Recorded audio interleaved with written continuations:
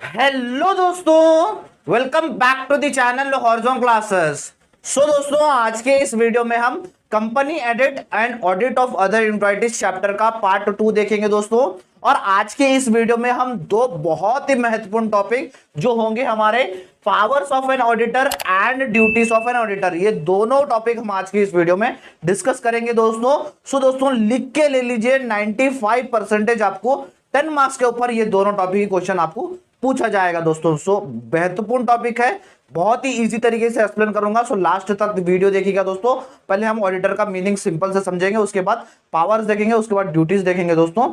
सो चलिए हमारे वीडियो की हम शुरुआत करते हैं दोस्तों। सो दोस्तों, पावर्स एंड ड्यूटीज जानने से पहले ऑडिटर होता कौन है वो समझ लीजिए। ऑडिटर यानी जो एक कंपनी में फाइनेंशियल अकाउंट्स होते हैं, जो अकाउंट्स प्रिपेयर किया जाते हैं, सो अकाउंट्स को ऑडिटर को अपॉइंट किया जाता है कि अकाउंट्स को देखने के लिए कि सारे अकाउंट्स हमारे सही है या नहीं, ये देखने के लिए एक ऑडिटर को अपॉइंट किया जाता है। या तो फिर कंपनी में कुछ रिस्क हुआ, या तो फिर कुछ मिस्टेक हुई, या तो फिर कुछ फ्रॉड हुआ, वो सब भी पकड़ने के लिए एक ऑडिटर को अपॉइंट किया जाता है। ऑडिटर क्या करता है, सारे अकाउंट्स देखता है और अपने ओपिनियन देता है कि ये अकाउंट्स करेक्ट है या नहीं। इसे ही हम ऑडिटर कहते हैं दोस्तों। ये होता है हमारा ऑडिटर का काम। ये हो गया हमारा ऑडिटर का मीनिंग। अब बढ़ते हैं अपने फर्स्ट टॉपिक की तरफ। सो दोस्तों, अपना फर्स्ट टॉपिक है powers of an auditor. Powers किसे कहते हैं? पावर्स यानी ताकत, यानी ऑडिटर को क्या क्या ताकत दिए हुए रहते हैं, ऑडिटर में क्या क्या राइट्स दिए हुए होते हैं। और एक बात याद रख लीजिए दोस्तों, अगर राइट्स ऑफ एन ऑडिटर भी दिया जाए एग्जाम में तो आपको पावर्स जो मैं बता रहा हूं वही लिखना है दोस्तों। सो आपके क्वेश्चन पूछा जाता है। चलिए शुरू करते हैं। ताकत क्या क्या होती है ऑडिटर की? टोटल 7 है, एक एक से डिस्कस करेंगे। Power to access the records, जो भी कंपनी में फाइनेंशियल रिकॉर्ड्स होते हैं, फाइनेंशियल स्टेटमेंट्स होते हैं, या तो फिर फाइनेंशियल इंफॉर्मेशन होते हैं, सारों को चेक करने का, सारों को वेरीफाई करने का एक पावर दिया जाता है ऑडिटर को दोस्तों। उसके बाद सेकंड की तरफ आ जाइए, right to verification and confirmation. So एक ऑडिटर को कुछ चीजों में डाउट है। फॉर एग्जांपल हम ले लेते हैं, कंपनी ने कहीं से लोन उठाया, जैसे बैंक से या तो फिर कोई फाइनेंशियल इंस्टीट्यूशन से, वहां पर पर्टिकुलर ऑडिटर जाकर पता लगाता है कि कितना लोन कंपनी ने लिया है, कितना इंटरेस्ट पे लिया है। सारी ताकत होती है ऑडिटर के पास कि सारा वेरीफाई करें और कंफर्म करें दोस्तों। थर्ड की तरफ आ जाइए। थर्ड है रिस्क असेसमेंट। रिस्क यानी जो भी कंपनी को पहले रिस्क आया हुआ रहता है, या तो फिर उसके ऑडिटिंग प्रोसेस में आगे जाके कुछ रिस्क आता है, सो उन सबको वेरीफाई करना, उन सबको चेक करना, या तो फिर उन सबको रोकने का काम, रोकने का पावर भी दी जाती है ऑडिटर को दोस्तों। यानी रिस्क जो भी आएगा उसको कंट्रोल करने की पावर एक ऑडिटर को दी जाती है दोस्तों। उसके बाद फोर्थ पावर की तरफ आ जाइए, इंडिपेंडेंस। ये मेन पावर होता है एक ऑडिटर के पास, यानी अगर उसको कुछ फ्रॉड पकड़ना है तो उसके ऊपर किसी का दबाव नहीं होना चाहिए। अगर किसी का दबाव होगा तो वो इंडिपेंडेंटली काम नहीं करेगा। सो एक ऑडिटर को पावर दी जाती है इंडिपेंडेंस पावर, यानी वो कैसा काम करे कर सकता है, किसी का दबाव नहीं होगा, किसी का कुछ नहीं होगा। सो उसके एक इंडिपेंडेंस दी जाती है कि कुछ तुझे जो काम करना है कर, किसी के दबाव में आकर ना कर बोल के, ये एक इंडिपेंडेंस पावर दी जाती है ऑडिटर को दोस्तों।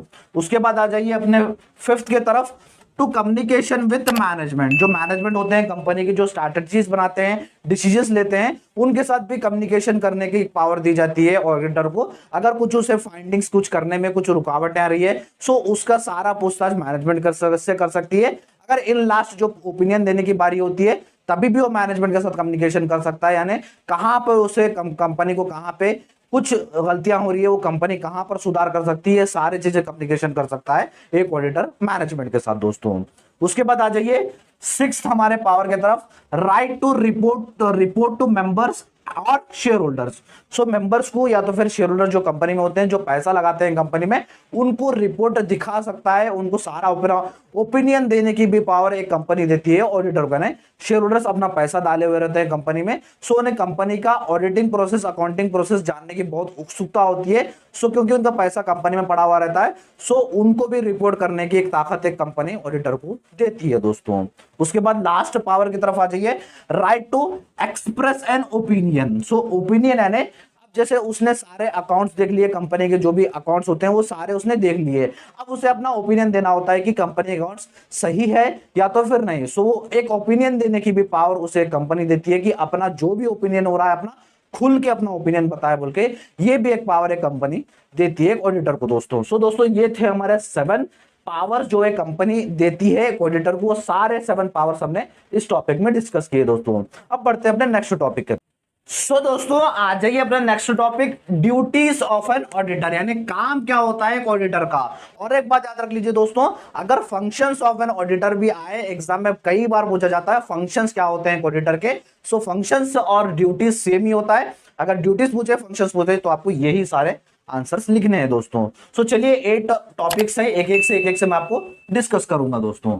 फर्स्ट काम होता है प्लानिंग। सो एक ऑडिटर जब भी एक ऑडिटिंग प्रोसेस शुरू करता है उसको उसका फर्स्ट काम होता है कि प्लान करना कि कंपनी का साइज कितना है, कंपनी के जो ट्रांजैक्शन है फाइनेंशियल ट्रांजैक्शन कितना कॉम्प्लेक्सिटी है, और सारे जो भी अदर फैक्टर्स है वो सारे की चीजों से प्लानिंग करनी चाहिए, और किस एरिया में उसे ज्यादा काम करना चाहिए, ज्यादा टाइम देना चाहिए, ये सारे चीजों की प्लानिंग ऑडिटर शुरू में ही करना चाहिए दोस्तों। उसके बाद सेकंड है ड्यूटी टू रिस्क असेसमेंट, यानी जो भी रिस्क आएगा कंपनी को या तो फिर रिस्क आया था पिछली बार वो सारों को स्टडी करना, स्टडी करके वो आगे जाके वैसे रिस्क नहीं आना, वो रिस्क को कंट्रोल करना, ये सारा काम होता है एक ऑडिटर का दोस्तों। यानी जो भी रिस्क आने वाला या तो फिर आएगा वो सारों के बारे में स्टडी करना और आगे जाके उस रिस्क को कंट्रोल करने की भी पावर एक ऑडिटर के पास होनी चाहिए दोस्तों। उसके बाद देखिए थर्ड है इंटरनल कंट्रोल इवैल्यूएशन, यानी जो भी इंटरनल कंट्रोल्स होते हैं या कंपनी के जो भी अकाउंट्स डिपार्टमेंट के जो भी सारे ट्रांजैक्शन जो रिकॉर्ड करता है, ये सारे चीजों को जो भी कंट्रोल करता है उन सब का भी वैल्यूएशन होना चाहिए। अगर आप अच्छे तरीके से वैल्यूएशन करेंगे तो कुछ भी मिस्टेक्स या होने वाले हैं, मिस्टेक्स हुए थे या तो फिर फ्रॉड्स हुए थे, वो आप इजीली पकड़ सकते हैं दोस्तों। उसके बाद आइए fourth point, duty as to inquiry. Inquiry यानी जैसे ऑडिटिंग प्रोसेस में कुछ आपने फ्रॉड पकड़ा या तो फिर कुछ मिस्टेक्स पकड़े हैं तो आपको इंक्वायरी करना ही चाहिए। इंक्वायरी कैसे करेंगे कि कंपनी कहां से लोन उठाया है, कंपनी ने कितना पे किया है अपने रॉ मटेरियल्स को, या तो फिर कंपनी को कितना इनकम हुआ है, ये सारी चीजों की इंक्वायरी एक मैनेजमेंट से भी कर सकता है, कौन से भी इंप्लॉय से जरूर पड़ा तो इंप्लॉय से भी कर सकता है एक ऑडिटर दोस्तों। उसके बाद आ जाइए fifth point, report to members. जैसे मैंने यहां पर समझाया रिपोर्ट टू मेंबर, जो आपके शेयर होल्डर्स होते हैं वो आपकी कंपनी में पैसा डाले हुए रहते हैं। सो कंपनी के जो भी उनके रिपोर्ट्स होते हैं, ऑडिटिंग रिपोर्ट्स होते हैं, एक ऑडिटर एक शेयर होल्डर्स को भी समझाना या तो फिर उन्हें बताना कि ऑडिटिंग का प्रोसेस कैसे हुआ, अकाउंट्स कैसे हैं कंपनी के, सारी चीजें समझा सकता है एक ऑडिटर, समझाना चाहिए शेयर होल्डर्स को दोस्तों और मेंबर्स को। उसके बाद examination of accounts. So main काम होता है एक ऑडिटर का कि कंपनी के जितने भी अकाउंट्स होते हैं, कंपनी का अकाउंटिंग डाटा, कंपनी के अकाउंटिंग स्टेटमेंट्स, सारों को चेक करना, सारों को वेरीफाई करना कि सारे ये अकाउंट्स सही है या नहीं, ये पता लगाने का मेन काम होता है ऑडिटर का दोस्तों।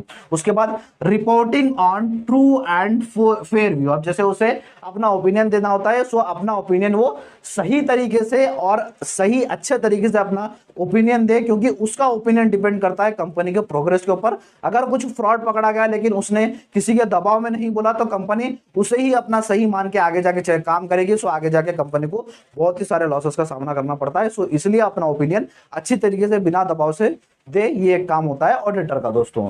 लास्ट है ड्यूटी टू साइन रिपोर्ट। जो भी ऑडिटिंग रिपोर्ट होती है, सो ऑडिटिंग रिपोर्ट को का ऑडिटर साइन करना चाहिए, क्योंकि रजिस्ट्रार ऑफ कंपनी के पास आपको सारे अकाउंट्स बताने होते हैं। सो अगर ऑडिटर ये सारे वेरीफाई कर लेगा और सारे अपना साइन कर लेगा कि सारे अकाउंट्स करेक्ट है या नहीं, सो रजिस्ट्रार के पास ज्यादा आपको झंझटें नहीं होगी। सो उसके पास ये काम होता है कि अपने रिपोर्ट्स के ऊपर साइन करके ही कंपनी को सबमिट करे दोस्तों। सो दोस्तों ये थे हमारे 8 ड्यूटीज ऑफ एन ऑडिटर दोस्तों। अगर आप 10 मार्क्स में अगर लिखेंगे तो आपको सारे मार्क्स मिल जाएंगे दोस्तों। अगर आपको दोनों क्वेश्चन एक ही साथ पूछे पावर्स एंड ड्यूटीज तो 5 पॉइंट्स भी लिख लिए तो आपको मार्क्स मिल जाएंगे दोस्तों। सो एक बार जल्दी से स्क्रीनशॉट ले लीजिएगा सारे पॉइंट्स का दोस्तों।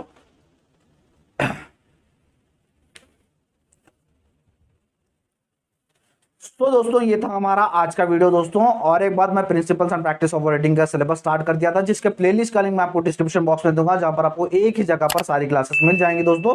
इस चैप्टर का पार्ट 1 भी डिस्क्रिप्शन बॉक्स में दे दूंगा, आप जाकर देख लीजिएगा दोस्तों। अगर वीडियो अच्छा लगा तो वीडियो को लाइक कर दीजिए, चैनल को सब्सक्राइब कर लीजिएगा और अपने फ्रेंड्स के साथ इस वीडियो को शेयर भी कीजिएगा। थैंक यू सो मच दोस्तों।